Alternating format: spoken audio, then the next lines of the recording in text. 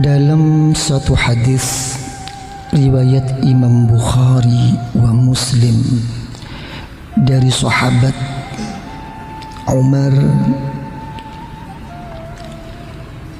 ibn al-Khattab radhiyallahu anhu, Rasulullah sallallahu alaihi wa alihi wa sahbihi wasallam bersabda, innamal a'malu binniyah, ya, sesungguhnya terangkumnya, ya, bisa dirangkum di sisi Allah Subhanahu wa ta'ala setiap amal itu dengan niatnya. Wa fi riwayatin, ya, di dalam riwayat yang lain dikatakan bin niyat, ya, dengan kata jamak. Suatu amal itu juga akan mengikut terangkum di sisi Allah dengan berapa niat yang dikehendakinya, ya.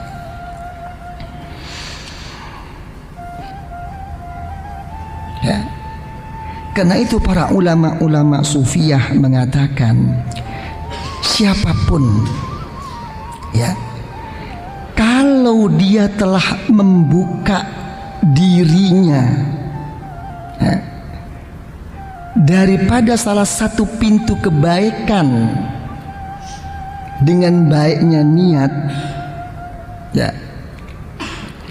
Allah Ta'ala pasti akan membuka 70 pintu untuk mendapatkan taufik pertolongan dari Allah, ya. Ini pintu, ya. Saya sekarang niat ini, tapi apa yang saya niatkan itu secara zahir, ya, tidak terlaksana. Tapi berkahnya ini nanti ada sesuatu yang lain yang akan dibuka oleh Allah, tapi kita nggak sadar, tidak akan terdeteksi oleh kita rahasia dan nur Allah ini. Jadi sebaliknya, kalau orang itu telah membuka dirinya dalam pintu keburukan, artinya dengan buruknya niatnya, begitu pula apa? Akan dibuka oleh Allah 70 pintu, yang mana 70 itu sendiri itu akan sampai kepada suatu kehinaan, kenistaan, dan kerugian. Ini apa?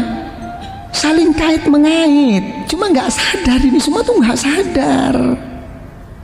Nah, makanya ada suatu pola, ya, yang diterapkan oleh para ulama sufiyah, para ulama thariqah. Apa pola itu? Man asyraqat bidayatuhu asyraqat nihayatuhu, ya. Kalau orang itu langkah pertamanya itu bercahaya, maka langkah akhirnya akan jadi cemerlang. Jadi nggak pernah seorang guru thariqah, ya, menghadapi satu masalah, menghadapi sesuatu yang tidak diinginkan itu terjadi, hanya berhenti menyalahkan di situ, itu tidak. Akan dilihat jauh. Siapa dia? Kenapa dia? Apa yang terjadi sama dia dulu? Ibarat orang penyakit, bukan dimarahin sakitnya. Kenapa kamu jadi sakit? Akan dilihat dulu ada apa, kenapa, ya, makan apa. Oh, kamu yang kamu makan ini penyakit secara zahir, apalagi secara batin. Karena itu dalam satu hadis sahih Rasulullah sallallahu alaihi wasallam bersabda, ittaqu firasatal mu'min. Kamu harus takut Jangan sampai kena firasatnya, ya, diketahui rahasia kita oleh orang-orang yang dekat di sisi Allah. Hati-hati. Dan harus kamu terima. Kenapa Rasulullah? Fa innahu yanzuru binurillah, karena dia melihat dengan nur daripada Allah. Jangan ngomong tentang ilmu batin, kita pengalaman ilmu zahir aja. Ya, kalau kita sudah pernah kesana kemari, melihat gelagat orang itu tahu kok. Apa begitu Pak Jan? Wah, ini kok modelnya kayak gini ya, ini kok sikapnya begini. Barangkali kalau sudah orang tuh ahli intelijen ya begitu kan ya. Ya, tapi jangan menuduh. Ya, kalau menuduh itu nggak baik. Untuk apa? Untuk jaga-jaga diri. Jangan sampai terikut gitu loh. Ini thariqah. Ya, lain kalau intelijen, ya. Ini patut dicurigai. Wah, dicari. Kalau kita sebagai orang yang bukan intelijen, jangan. Karena tidak ada untuk yang kita selamatkan. Tapi yang kita selamatkan adalah diri kita. Karena itu jangan suudzon. Jangan terikut, lindungi saya ya Allah. Ya, begitu sikap orang thariqah. Jadi ya, melihat ini semua ya, jadi seorang hamba Allah ya, dengan niatnya yang baik, walaupun dia tidak melaksanakan dan membuktikannya, akan tetap diberi pahala oleh Allah. Sebaliknya, banyak suatu amal-amal yang tidak diberi pahala oleh Allah karena dengan tidak adanya niat. Gimana kira-kira? Niat itu berat apa enggak, Pak Arifin?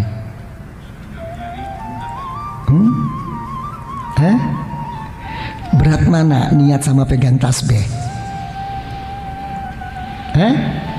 Berat mana niat dengan megang kacang?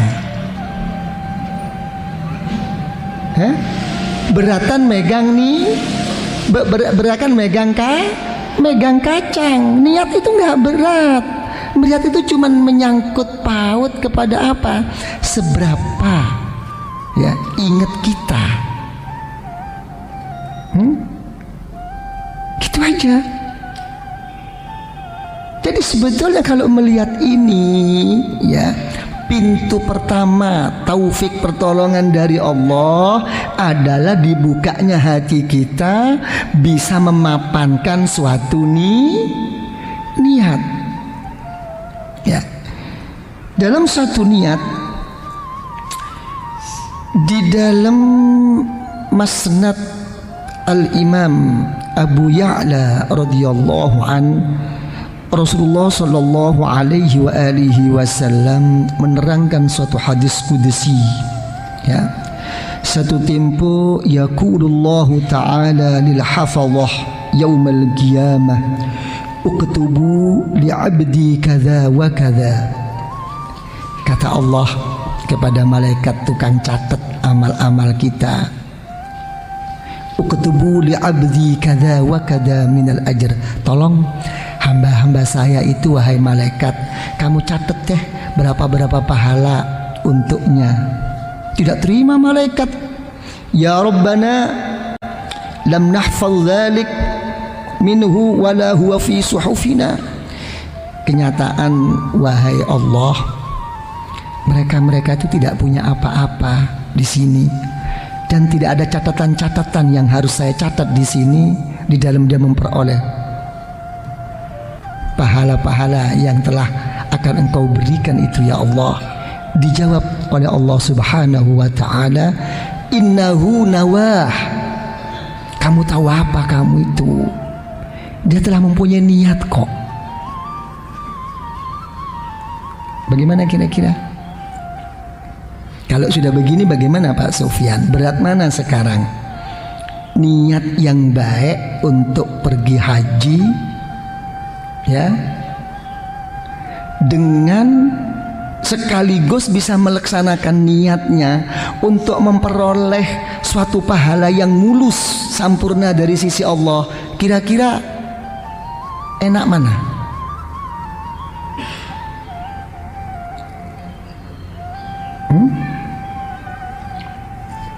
Mudah mana?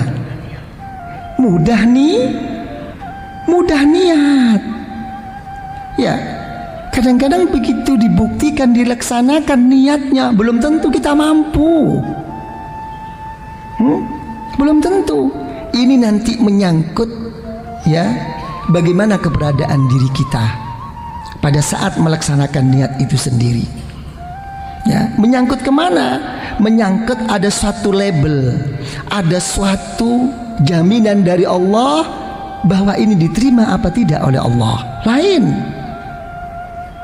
Ya, untuk agar bisa ikhlas, untuk agar bisa sungguh bagaimana, dan untuk bisa itu diterima oleh Allah itu bagaimana, lain cara menyikapinya.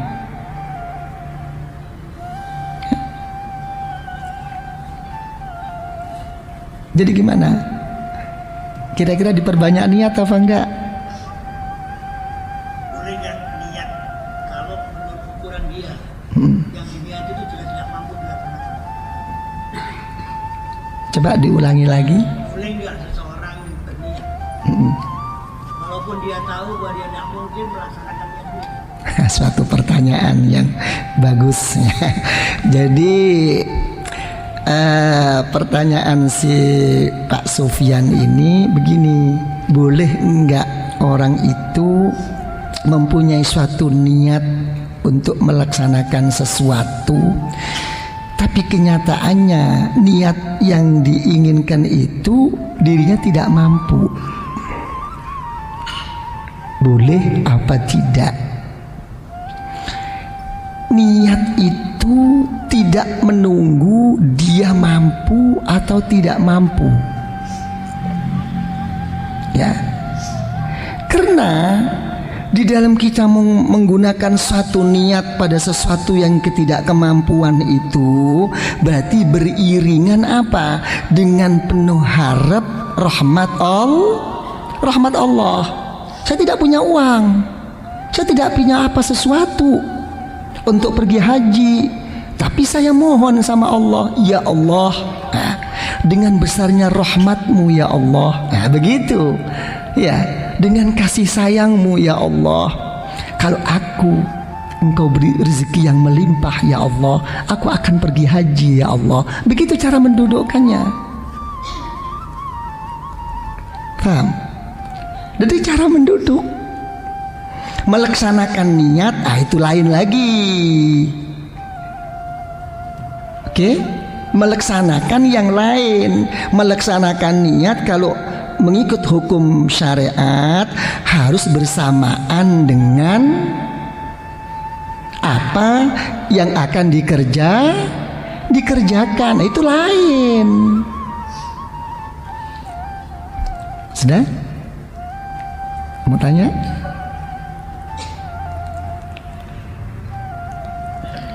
Terus bagaimana? Ya, karena itu dikatakan para ulama-ulama sufiyah, rubba amalin saghirin ta'zimuhun niyah wa rubba amalin kabirin tusghiruhun niyah. Tidak kurangan suatu amal ya yang sebetulnya itu nilai lahiriah itu kecil, tapi akan jadi besar karena niatnya. Ya. Begitu pula tidak kurangan amal yang begitu besar tapi jadi mengecil karena niatnya.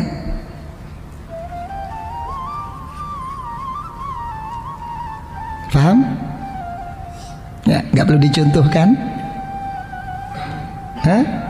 Kata siapa perlu? Ya, ini hati-hati nih. Ya diniat dong. Ya nanti ini semua ini belakangan nanti pembagian ikhlas. Nah, kalau begitu ya Dikatakan para ulama-ulama sufiyah dan thariqah, fa'aunullah lil 'abd ala qadri niyatih. Ya, pertolongan Allah Subhanahu wa taala atas hambanya itu apa? Mengikut kadar niatnya. Kalau memang niatnya itu sampurna, maka sampurnalah pertolongan dari Allah. Kalau memang niatnya itu berkurang, maka berkurang jugalah pertolongan daripada Allah. Terserah. Ini jadi yang besar, hati itu yang besar, ya, gitu kan. Ini semua ini apa? Ada background yang begini. Ini ada background apa? Ada background besarnya hati atas rahmat Allah. Dan ada background lagi di belakang kita itu apa? Bahwa kita tidak bisa melaksanakan yang begitu sampurna. Lihat kondisi kita, dan akhirnya diputus dengan niat, ya kan? Ini hati-hati ini. Jadi pertolongan Allah ikut ukuran niat, gitu. Nah, untuk melaksanakan niat, sudut mana ini? Niatnya sudah, ya. Sekarang tinggal melaksanakan, membuktikan niat baiknya, ya, dengan kesadaran yang begitu tinggi. Itu dari mana? Tidak akan berhasil tanpa adanya suatu keyakinan, ya. Ini seperti yang telah dikatakan oleh Luqman al-Hakim alaihi salam, ya, terhadap putranya. Beliau mengatakan, ya bunayya la yastata'ul amal illa bil yakin. Suatu pembuktian kita menghadap kepada Allah dengan dibuktikan sejelas-jelasnya, itu tidak akan terlaksana tanpa adanya keyakinan. Jadi kalau begitu bagaimana? Wala ya'mal illa biqadri yakini. Orang-orang itu tidak akan melakukan sesuatu kecuali mengikut ukuran keyakinannya. Ya, kira-kira secara lahiriah, ya, dengan keyakinan hati kita memperoleh sesuatu dari siapapun. Kira-kira kita makin semangat apa enggak? Makin menggebu-gebu apa enggak? Di sini ukurannya. Ya. Jadi kalau Anda tidak bisa membuktikan suatu kebaikan, ya, itu berarti Anda kurang keyakinannya. Gitu. Malah bisa-bisa ini makin melorot, turun menurun, ya. Maka makin kurang yakinannya. Na'udzubillah. Lebih-lebih kalau di dalam menurunnya suatu pembuktian keyakinan berbentuk amalia itu sendiri, sampai dia menipu dirinya dengan alasan-alasan macam-macam, yang sebetulnya alasan itu dengan ukuran orang pikiran sehat nggak perlu diutarakan. Kenapa kamu tidak beribadah? Kenapa kamu tidak berzikir? Kenapa kamu tidak kumpul-kumpul? Kenapa kamu tidak datang? Enggak, ini masalahnya. Hati-hati. Seorang dokter atau seorang guru thariqah itu tahu, begitu tuh tahu sebetulnya itu. Ya. Kenapa masalahnya itu? Ya memang pembawaan diri manusia kan begitu kan. Kalau diajak suatu perbuatan baik, ya, terus sampai menanyakan tentang keberadaan dirinya, akan menjawab jangan datang kok. Kan begitu Pak Sufyan. Mau berangkat iya pagi ini ya. Kok pinggang saya. Jawab pinggang ini, iya sakit. Memang dicari. Sebetulnya waktu jalan nggak ada apa-apa.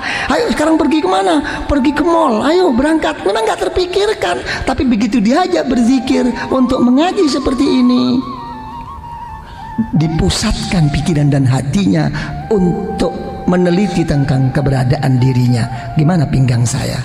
Bagaimana tangan saya? Ya akan menjawab, agak kaku memang. Ya iya, memang sehari jalan kok. Ini hati-hati begini-begini ini. Jangan membuat satu uzur, alasan. Ya, karena itu dalam satu hadis sahih, ya, Rasulullah Shallallahu Alaihi Wasallam menyabdakan Allah Taala itu senang kok. Innallah wala khash habba minal uzr minallah, katanya tidak ada kok orang siapapun yang lebih menyukai, menyintai, menyenangi suatu uzur-uzur seseorang itu kecuali Allah. Itu nggak ada. Menerima Allah Ta'ala kalau memang Anda betul-betul uzur, tapi hati-hati jangan mempermainkan. Ini ancamannya tuh di situ. Jadi kalau sudah begini, ya, jadi jelas, ya, ukuran kita semua ini bisa membuktikan seperti ini apa? Adalah keyakinan.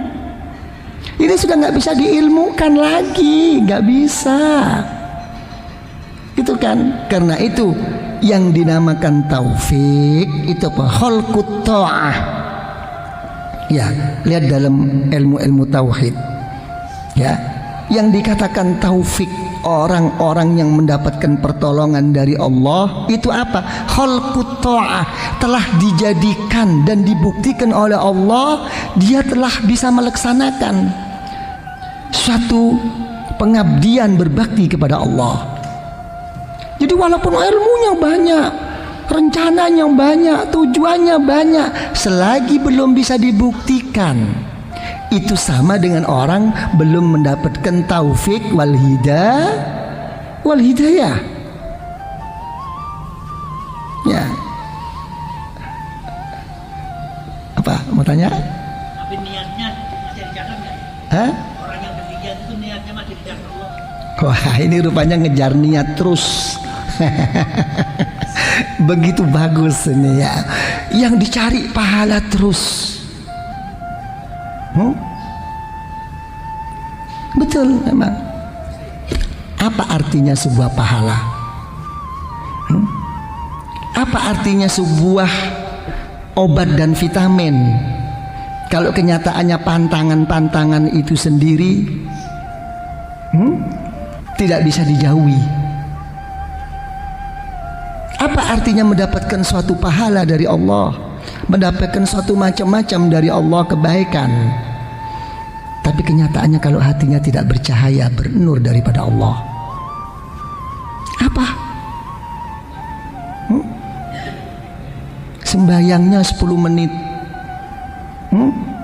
ya, yang Allah Ta'ala telah menjamin inna sholata tanha 'anil fahsya'i wal munkar. Salatmu itu sesungguhnya bisa mencegah, bisa menjauhi dari apa-apa yang tidak diridhoi oleh Allah. Tapi kenyataannya bagaimana? Kalau kita misalnya keluar habis sembahyang, ya, yang laki nampak orang cantik, seksi lagi, ya, yang perempuan nampak orang laki, belum lagi nanti lepas berapa jam ini. Apa artinya sebuah pahala kalau memang kita nggak bisa menjaga ini dan itu tidak menjadikan suatu nur? Kira-kira banyak mana pahala kebaikannya daripada keburukannya kalau udah begini? Nah, ini yang mengakibatkan orang di dalam beribadah kepada Allah hanya sebagai rutinitas melihat satu kewajiban, bukan karena Allah, tapi karena takut neraka, ingin salah. Bukan salah, memang manusia memang begitu kok sifatnya, tapi akibatnya ini harus kita bicarakan. Ini nggak ngomong tentang syariat mahdhah, tidak hanya mengomong tentang hukum, tidak. Kita ngomong bagaimana kita jadi baik, lain dong, dan tahan bantingan untuk menghadapi segala macam ujian. Ini kalau bicarakan baik, siapa yang nggak sembahyang? Semua ini lebih sembahyang kok tadi subuh. Ya apa begitu? Tapi tolong nanti abis ini pergi ke Ancol sana, jangan tertarik sama orang, jangan cinta sama orang, menjaga perasaan hati aja. Melihat orang begini, begitu, kadang-kadang lihat bajunya orang kelir ini, kelir itu, udah nggak bisa kok. Aina sirrus shalah wa nurus shalah, di mana rahasia dan nur di dalam kamu sholat, di dalam kamu berzikir kepada Allah? Tolong ditanyakan, di posisi mana? Di mana nurnya, sirinya? Nggak hilang, lagi ngelencer. Jadi nurnya aja udah ngelencer, udah jalan-jalan, apalagi orangnya. Ya, terus gimana? Mau tanya?